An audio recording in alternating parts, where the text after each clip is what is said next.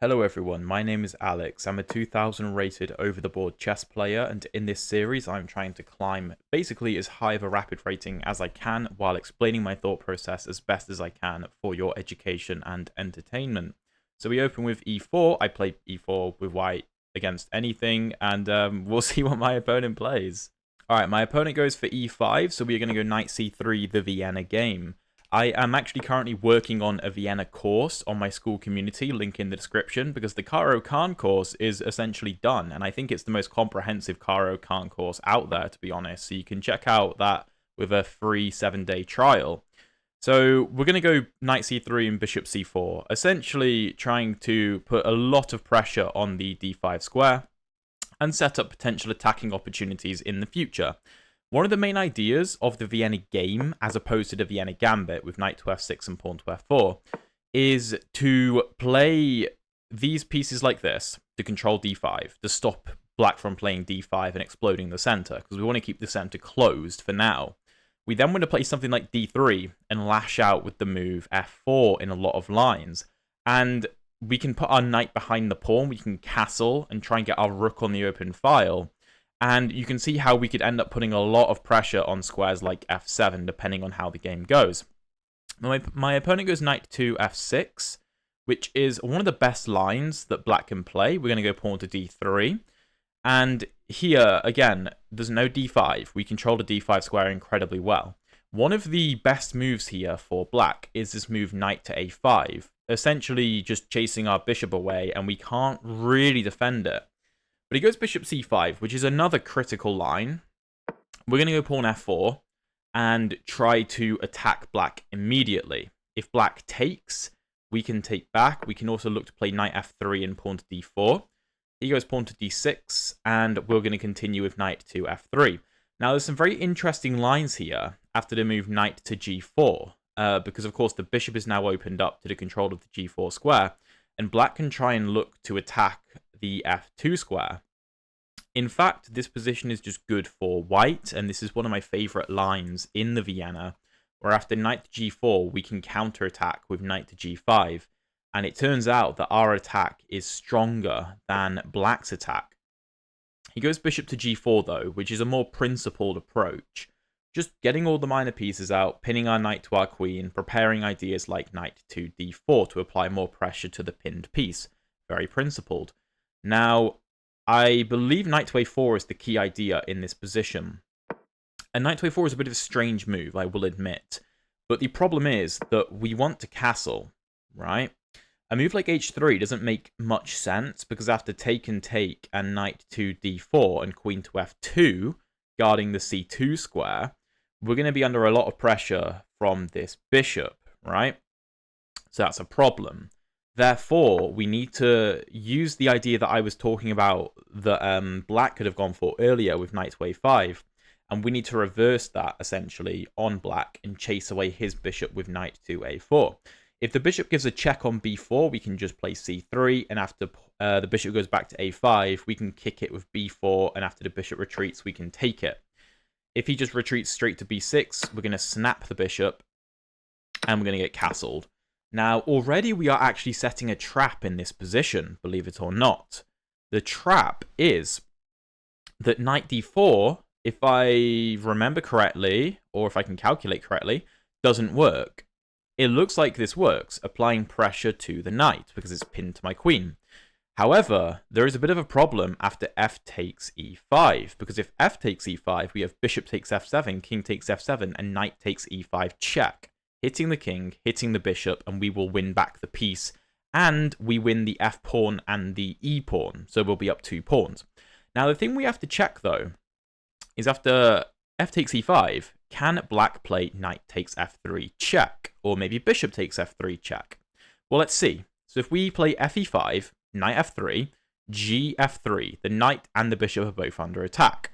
The best that black is going to be able to do that is bishop to h3, hitting our rook, and after we take the knight and he takes our rook and we take back and he takes the pawn, we will have 2 bishops for a rook, which is evidently very, very good. So okay, taking with the knight doesn't work. So after take, what about taking with the bishop? Well, our queen is of course under attack. So after we take back, we have to, our queen is under attack. and he takes back on e5, we have the move pawn to c3, kicking the knight away. And after we kick the knight away, I quite like this position. I just like it. I think that we can strike with moves like f4. We can play king h1, rook g8. We have the bishop pair against the knight pair. That has to be pretty good for us. Therefore, I'm going to go ahead and play f takes e5, because again, we know that black can't take back, and that's how you calculate. And my opponent does see it, and he plays bishop takes f3. As I said, our queen is under attack, so we are going to have to take this back. We have no choice. And, I mean, black really has to take the pawn back. So material is equal, but we have 2 bishops against 2 knights, which typically is going to favour the side with the bishops. So let's start with c3, kicking the knight. Knight back to e6. We could immediately take this and try to ruin the pawn structure for black a bit. That's a viable option.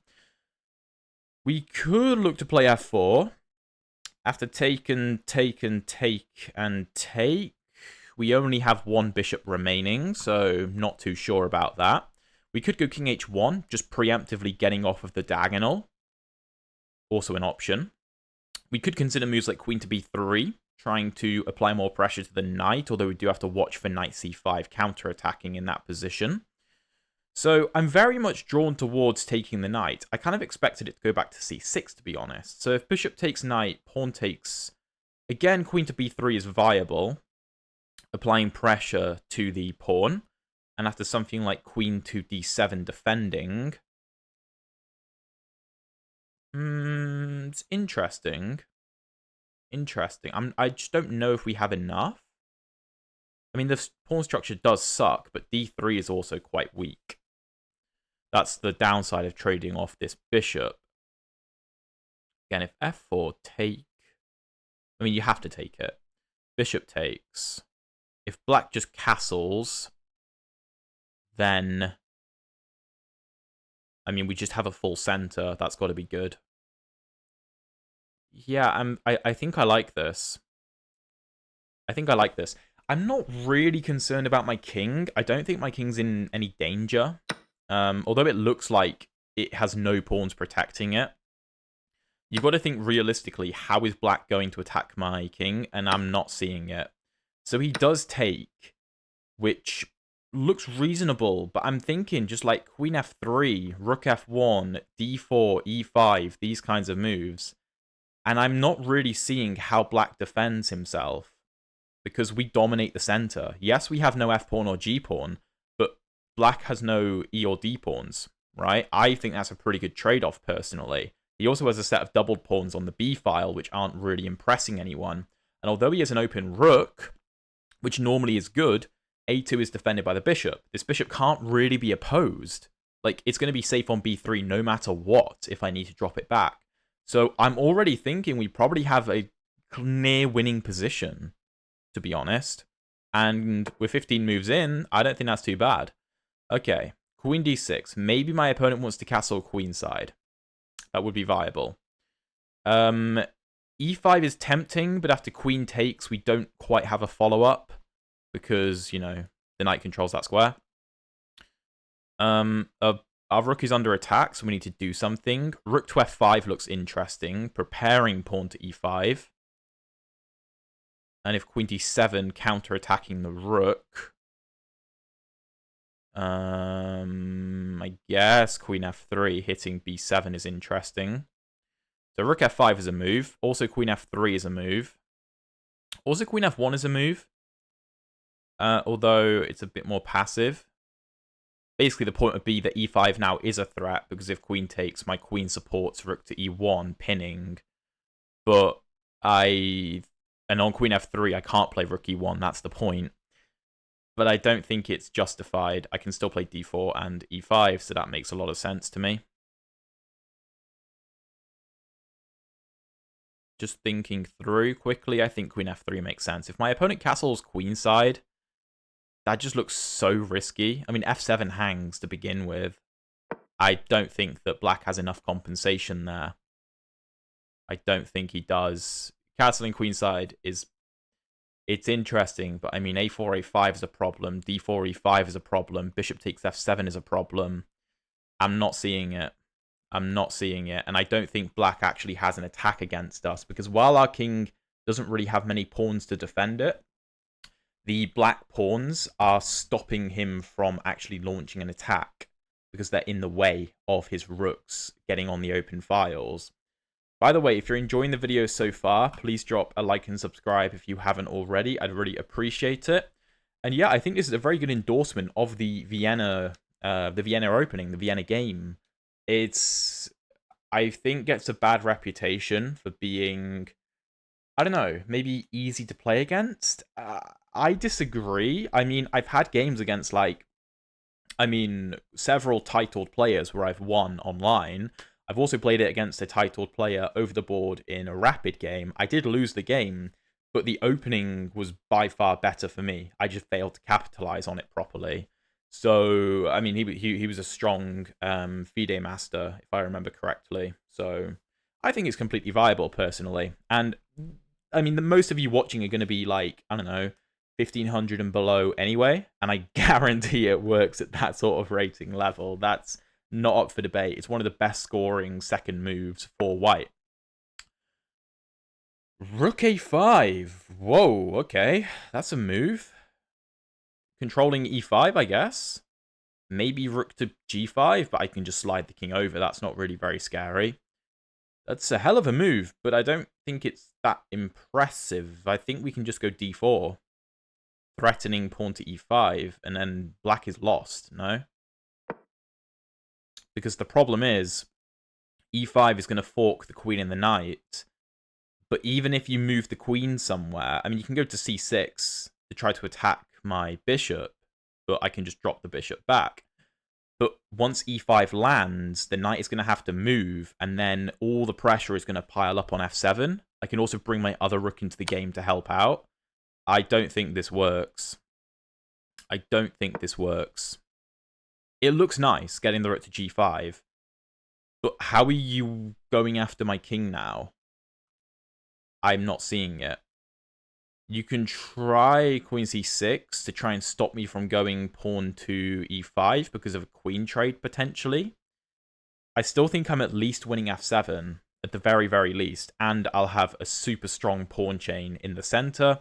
I should be up a pawn with a very strong bishop. Rook's doubled on the f-file, probably infiltrating the 7th rank. I still think this is completely winning.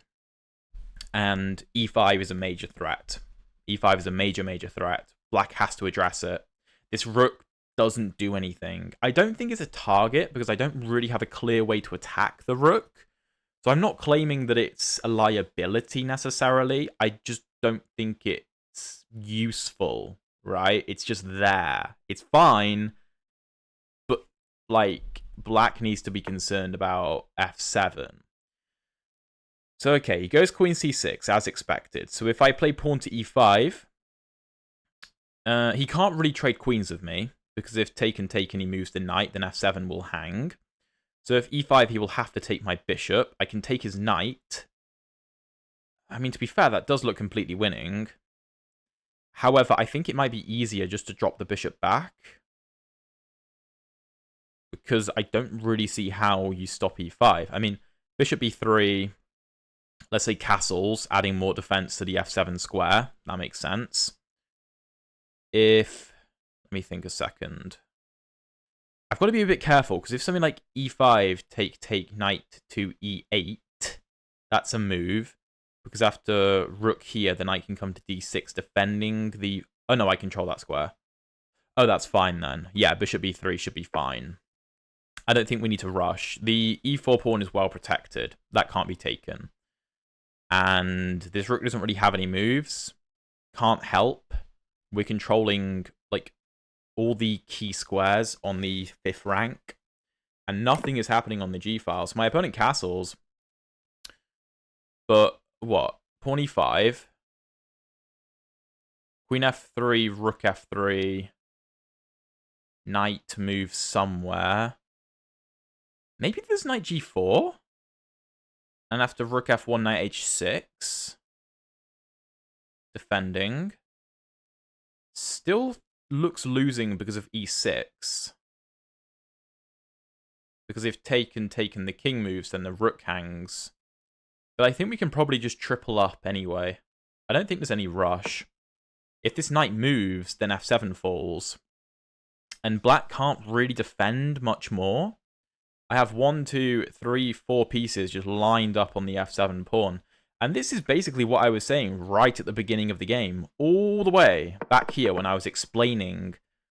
I mean, these are the annotations that I drew. This was me explaining the Vienna and the concepts of the Vienna. And it's come directly to fruition. Just the bishop on c4 and the rooks on the f-file bearing down on the f7 pawn.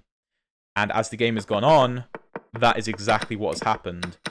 I mean, I don't know whether I could have been more accurate in this position. To me, f4 looked like it worked. Bishop e6 just didn't quite cut it for me. Although we kind of ruined the black pawn structure, I wasn't convinced by it. And then here, yeah, I mean, we have just tried to add more and more and more pressure to the f-file. And now I don't see how black stops me from playing pawn to e5, forcing everything open. I don't see how he defends. And e6 is a problem as well. That's the other thing, because the pawn is also pinned to the rook. And you can't really play a move like pawn to f6, because I can play pawn to e7 with discovered check, winning the rook. So, again, I can add a 5th attacker, essentially. While I have 4 pieces bearing down on f7, this pawn also acts as a 5th, a 5th piece in the attack. And yeah, that's going to be game very quickly. So yeah, not sure how black defends this. He swings the rook back to a5. That doesn't look like it does anything. Let's go pawn e5. I don't think we need to be calculating anything, really. The rook on a5 doesn't do anything. I'm actually going to take here with the rook on f4. Just because he has this move. Okay, that's actually... I completely missed that. Not going to lie, completely missed that. That's a really strong find. I don't know if it works, though, because of pawn to c4. Now, you may be thinking e6, because if take, the rook hangs, of course. There is e6 and f6 trying to shore things up, but then I actually have ideas of rook to f5, maybe? Hitting the knight? And if pawn to c6... pawn to c4. Maybe there's knight to e3 there, though. This is interesting. If pawn c4 immediately, the knight moves probably to e7. If pawn to c5, opening up the bishop's attack on f7 again. If he takes, rook takes, rook takes, rook takes, threatening the knight. The knight moves. I have checkmate because I just moved the rook, forced the king over, and I delivered checkmate. Okay, so c4 looks good. e6 is interesting. And of course, if this is taken, the rook hangs. And if you don't take, then I'll take. But if here in pawn to f6, e7, rook e8, that doesn't look very impressive. If rook f5, pawn c6, yeah, don't know. Don't really see a way through. I think c4 is the way to go. And yeah, the reason I took with this rook was because if I took with this rook, then the rook on f4 could have been vulnerable to the knight moving with tempo on it. That was the reason I used the rook on the 4th rank. So knight e7 played. Okay. Again, we can consider pawn e6. We should consider it. If it's taken, the rook hangs. If he doesn't take, then I take. So pawn f6 is effectively forced.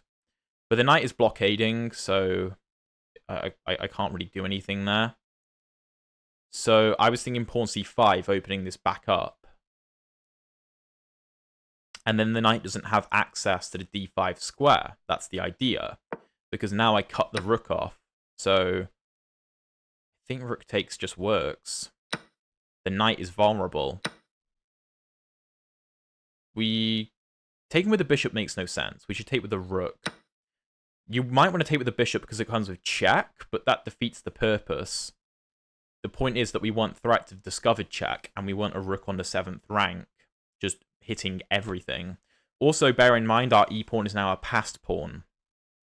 So, again, I was thinking if knight to c6, then I just have something like rook to f6 with discovered check. That's the problem. As long as I control the f8 square with the rook, the king has to move to h8, and then I play rook f8 checkmate. So my opponent goes knight g6, which is a good move, because now if I try that, and the king moves, then the knight covers the f8 square. However, I can play rook takes c7. If the king moves, then I'm going to deliver mate. So he's going to have to come back to f8. That's going to be forced. Then I guess I can just take on c5, but then rook takes, pawn takes, knight takes. I'm up a pawn, but it's not game over. Good defense from my opponent. Maybe e6 is interesting. Just trying to push the pawn. Don't know. Let me think. Rook f5 check, king h8, pawn e6. I'm not convinced. I'm not convinced. Maybe I can take? Because if rook takes, then this, I win the rook. If here a knight takes e5, then I'm going to deliver checkmate, because the knight takes its size off of f8. So maybe I can just win this pawn. And if I move like pawn to... If I take and he plays something like pawn to h6, I can take here a discovered check. King moves. Pawn e6. That looks good. I think this works. I think this works. I hope you guys can understand why I'm playing this. Okay, pawn c6. That's interesting, but I'm not sure about that. Okay, well, he's trying to win c5, because now rook c7 doesn't come with an attack on the rook, because the pawn would be in the way. Interesting. I could play rook f5 check, king moves, and pawn e6. Covering this, threatening to promote. That's one way forwards. I could take here with discovered check. King would have to come to f8. Otherwise, he gets mated. c5 is under attack. I could return with check, and he'd have to go to e8. Otherwise, if he goes to g8, then rook a7 wins the rook. Then I can take on g7. I think I just win all the pawns there. Yeah, I think I just win all the pawns, and my king is not in danger. So I see no reason not to go for this. Deliver a check, because these are both going to fall. We'll take, I think. I mean, e6 is also viable, though. e6 also makes a lot of sense. Rook c5, we take. I think saving the e-pawn does make sense. I'm going to play it because it could act as a good decoy to try to facilitate trades. There's only one thing I've got to be careful of in this position, and it's knight to f4, followed by rook to c1 checkmate, because... Oh no, I would have rook to g1 in that particular line, but I do have to be slightly careful of that. I don't want to get caught out, because the knight would cover g2. So let's say the knight moves and I were to take, then rook c1 would be checkmate after I sack the bishop, because the knight would stop the escape. So that's the only thing I need to be careful of, but I'm up 2 pawns. He does go for it. Yeah, that's the logical thing to do. So if I were to play like rook f7, trying to kick the knight away, I get checkmated. So we're not going to do that. I think king g1 makes a lot of sense. trying to just bring the king up. Pawn to h4 also makes sense, just giving me some breathing room. Check doesn't really do anything after the king moves.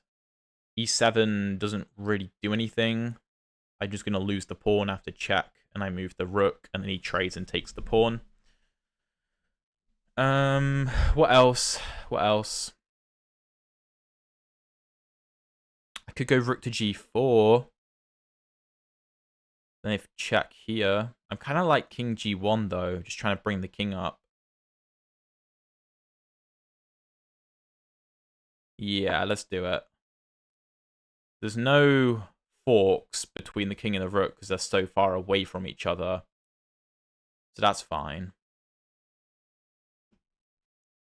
I mean, there is an inventive way for black to trade the rooks. Rook g5, knight h3, check. But obviously a rook trade just ends the game because I'm up too much material. Okay, h5, saving the pawn. Makes sense. Makes sense. I guess we just bring the king. There's no rook c2. Giving a check doesn't do anything on g8. Let's bring the king up, get the king involved. Try and get rid of that knight. I'm obviously keeping an eye on h2, but again, there's no rook to c2 check, so that's okay. If rook to e5, hitting the e6 pawn. What are my options? I don't have rook g6.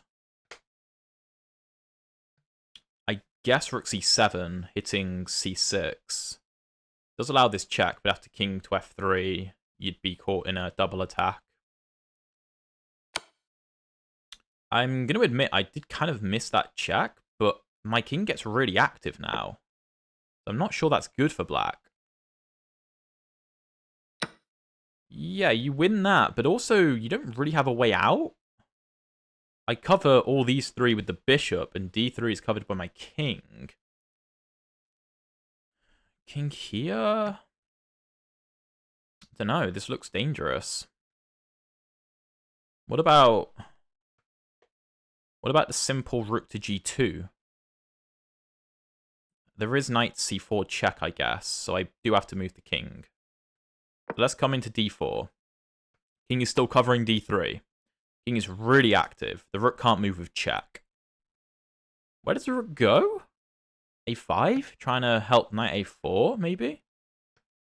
Rook a5. I can't cover a4. But black is wasting a lot of time by doing that.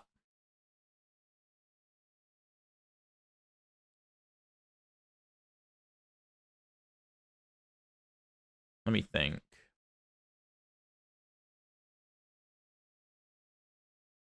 Bishop c2 might be winning. Preparing bishop to g6 check, king moves, then e6 with check, and then promote with check. Or not even with check, but I can promote. The king can go to f8 to attack my rook, but then I give a check on f7. So maybe rook bishop c2 is the winning move. Looks winning. I mean, if rook a5, bishop c2, rook can come to d5 with check. Then I guess just I can come back attacking the knight. The knight will have to move. If it does, then bishop g6 ends the game. That's nice. That's nice. Also, actually, if rook a5, king c3, knight a4, I have king to b4. Yeah, king to b4, forking the pieces. So that would also be winning. Yeah, I think the knight is just way out of the game on b2. Way out of the game. I guess I maybe should have considered...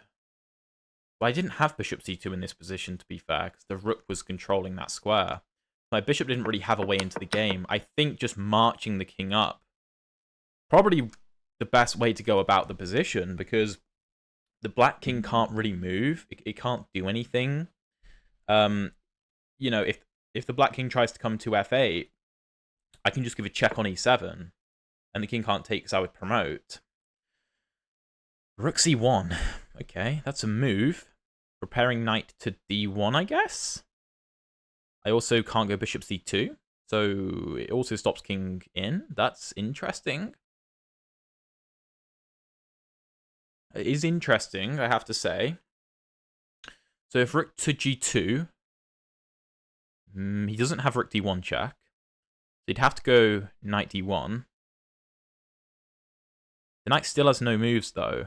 No, he does have c3. This is weird. Only has c3. Okay. But I can go bishop c2, because my rook defends the bishop. But then this doesn't come with an actual threat, because the king can move up. I mean, I can also just move my king up, actually. That's probably winning, right? If knight d3 check, king to d6, threatening checkmate. So if king up, if the rook gives the check, I can move up and there's no rook d1 as we've established. If king up, and I can give a check on c4, I guess. So if I play take and take, king up, threatening checkmate. Rook has to give a check on d4. I can take on c6. I have 2 extra pawns, but they're all split, so I'm not entirely sure if I win that. I think keeping the bishop on the board makes sense. So if here, knight c4 check, if king to f6, rook to f1 check, king g5, there is rook g1. Okay. Here. Coming back makes no sense. Black could just repeat. Why is this so complicated? It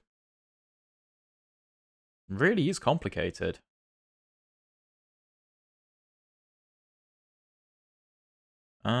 Yeah, I thought king e5 worked, but knight c4 is a bit of a problem.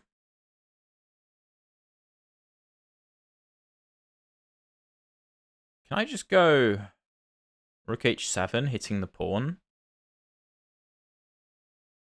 How does black escape? I can just take that. That's got to be good. If here and pawn to c5 with check. I guess I move up, but again, knight c4 is kind of annoying. Although I can go to d5 in that line.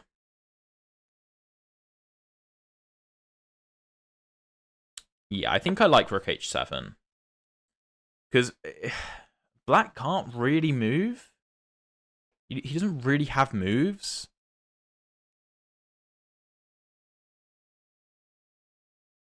Let's see what he does. Again, there's no rook d1 check. The knight has no checks. The only check is pawn to c5. If pawn c5, king d5, pawn c4, I have this very nice move, king d6. There's no rook d1 check because the bishop covers, and if you take my bishop, I mate you. So that's quite cool. If the king tries to move, I just play pawn e7 check. So that also works. So I don't... Because my initial thinking was maybe I have to go rook g5 to cover the c5 square and hit the pawn. But I was like, I don't know, the king can come in then. I don't know if I want to allow that. I guess I could take on h5. I don't know. But this seems better. I mean, maybe there was an argument to make for trying to force a trade of rooks. Because if a rook trade happens, maybe the knight is trapped. But if the king has to take on c5, the knight can escape. And I mean, this is probably still winning, but maybe a bit more complicated. But I think rook h7 works. My opponent has actually made this very difficult for me. And this is the thing, like, over 2000 Elo, people just don't really give up. They will keep fighting, keep finding chances, keep finding ways to make your life difficult. So even though I feel like we had a completely winning position when we got tripled up on the f-file, you know, we are in an endgame where we're only up 1 pawn. And granted, we do have a super strong pawn on e6. Our bishop is very good. My opponent's knight and rook don't quite coordinate well. it's not completely game over because my opponent is fighting. He is fighting. So, okay. If black does nothing, I mean, how can black actually do nothing? I guess that's a valid question. Can he actually do nothing? I'm not sure. I mean, if he moves the pawn, he gives me access to d5. That's something. Like, here. That's doing something. If he moves the king, he's doing something, because then e7 always comes with check. That's something. If he moves the rook, I mean, where do you move the rook? If, like, rook e1, you give me access to a square like c5, going after the pawn, that's something. Or I could just take. So, yeah, this is not easy for black at all. If you play knight d1, okay, he does play knight d1. What was my plan here? I thought I could bring the king up, maybe. Knight e3, king up. You can give a check. That's annoying. Maybe I just take the free pawn. It is a free pawn. I don't want to trade my bishop for the knight because my bishop is holding on to the pawns very nicely. The knight doesn't really have a great way back into the game. I think I'm just going to take on h5. Now I'm up 2 pawns. Okay, knight to f2. Knight doesn't really have any moves still.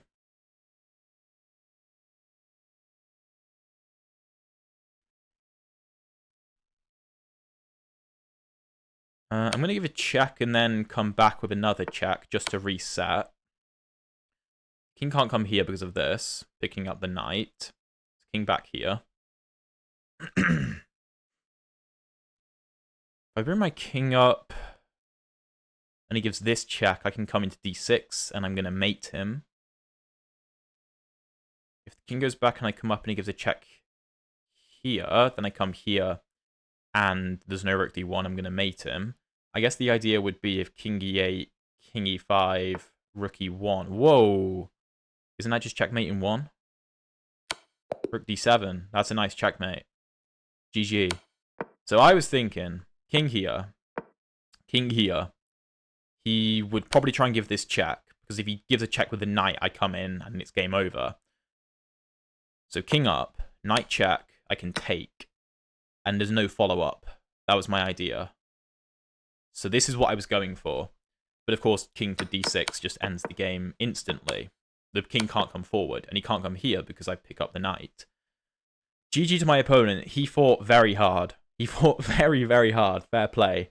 Yeah, let's jump into the analysis.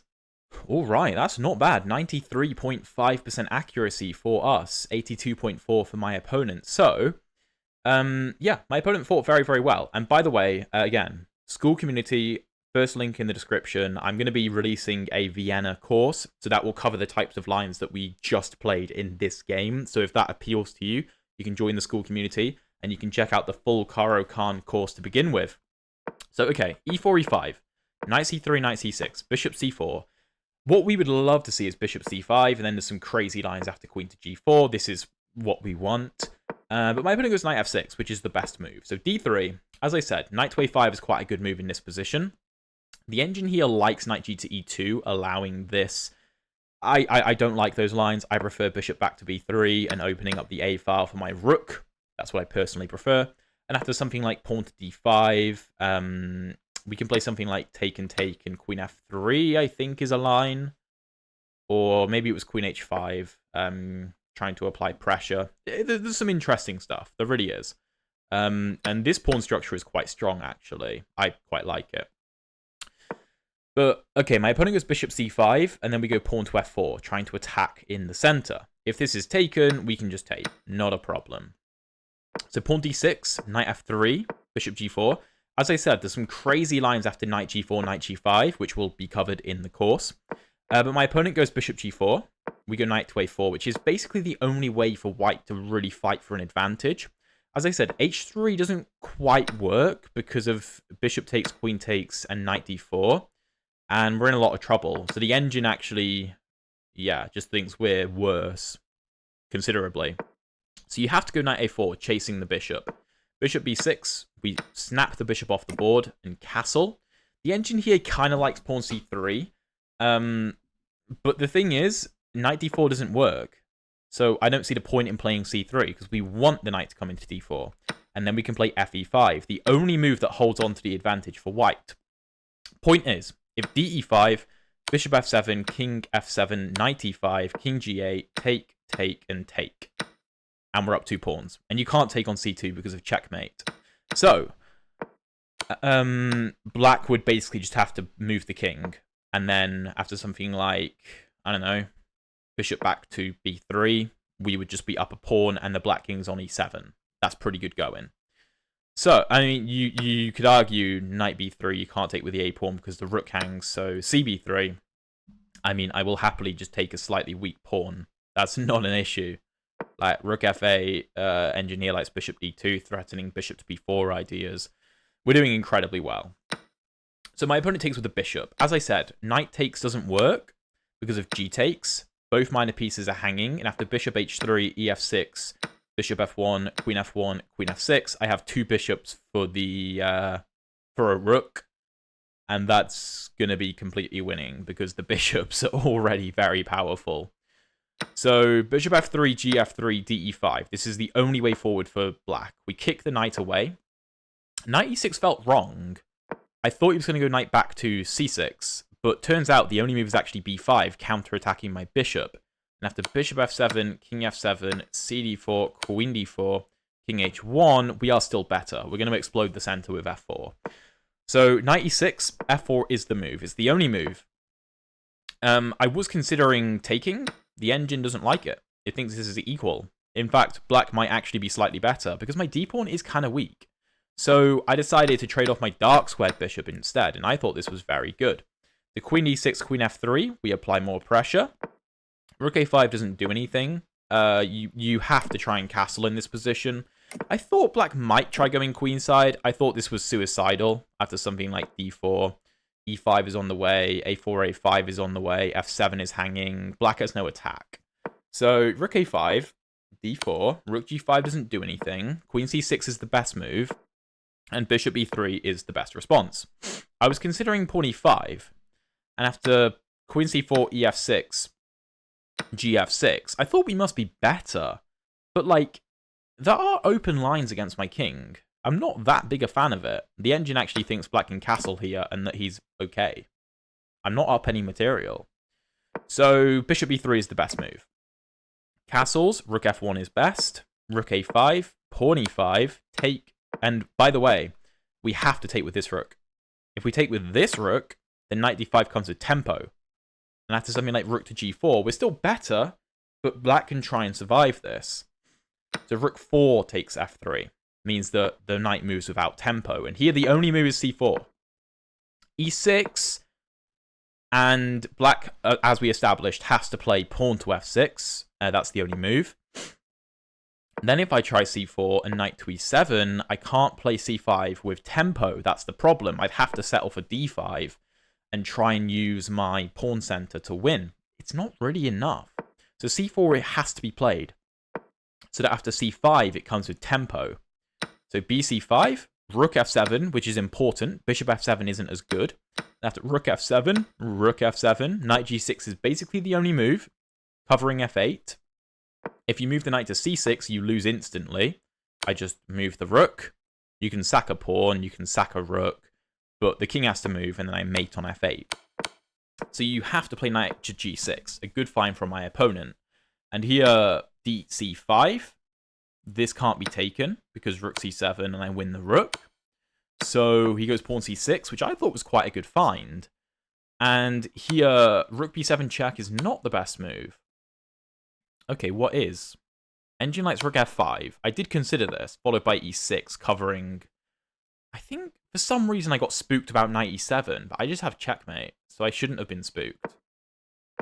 So yeah, rook f5 makes a lot of sense, keeping hold of all the pawns. I chose rook b7, though. King f8, I come back with check, and pawn e6 is the best move. Taking is also fine, but I don't know. I was thinking take. I should be winning, but the pawns are a long way off. Whereas if I go e6, I have a pawn right in black's territory. Knight f4 is the best move. I think it's the only move to try and fight, to threaten checkmate ideas. I go king g1 to try and run into the position. h5, I bring the king up. Knight d3, bring the king up. And knight b2 fails to king d4. We literally just march the king into the game. And this is an important endgame lesson. Like, the king is actually really powerful. It's really powerful. You know, if my king gets into d6, the game is over because checkmate is going to happen. So rook c1. Here, rook g2 is the best move according to the engine. And after knight d1... Oh, rook g1. I missed this entirely. Oh, and that's just game over instantly. I completely missed that. I went rook h7, and after knight d1, rook h5, knight f2, I thought we should be much better. I gave a couple checks. Of course, my opponent blunders checkmate. But my idea was, after king e8, what was I going to do? I think I was going to march the king in. Yeah, this was my idea. And if the knight gives the check, you're getting mated. And there's no rook d1 check. So the engine suggests rook c5, king d6, knight e4, king c7. And after knight c3, what's the idea? Well, I can just throw the h-pawn down the board, I guess. Also, king b6 is a move. And I'll probably win c6 as well. And the bishop covers a2 and e6, and the rook covers h2. So after something like rook e5, king c6, I'm up 3 pawns. That's going to be enough to win this. My opponent could have fought on, but this is quite an aesthetic checkmate, to be fair. So I hope you guys enjoyed the video.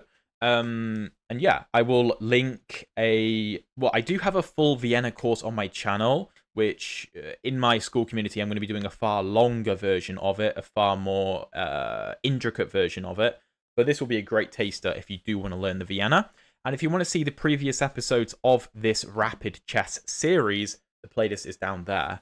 Thank you very much for watching, and I'll see you in one of those videos.